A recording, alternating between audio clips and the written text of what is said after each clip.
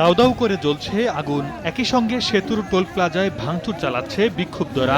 বৃহস্পতিবার সকালে মানিকগঞ্জের ধলেশ্বরী নদীর উপর নির্মিত ভাষা শহীদ রফিক সেতুর টোল স্থায়ীভাবে বন্ধের দাবিতে বিক্ষোভ করেন স্থানীয়রা। পরে সেতু এলাকায় সমাবেশ হয়। সেখান থেকে বিক্ষুব্ধ জনতা সেতুর পূর্ব পাড়ে সাভারের হেমায়েতপুরের অংশের টোল প্লাজায় ভাঙচুর চালায়। আগুন দেওয়া হয় 4টি বক্সে।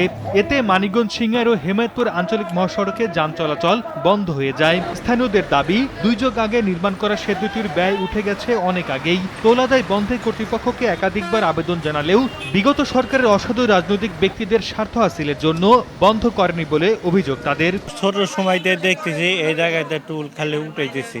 এদিকে সাভারের উপজেলা প্রশাসন জানিয়েছে, সরকারি স্থাপনায় হামলাকারীদের বিরুদ্ধে ব্যবস্থা নেওয়া হবে। যারা রাষ্ট্রের সম্পদ ধ্বংস করে এবং সরকারকে বিব্রত করতে চায় তাদের বিরুদ্ধে প্রচলিত আইন অনুযায়ী ব্যবস্থা গ্রহণ করা হবে। 2000 সালে নির্মাণ করা হয় ভাষা শহীদ রফিক সেতুটি।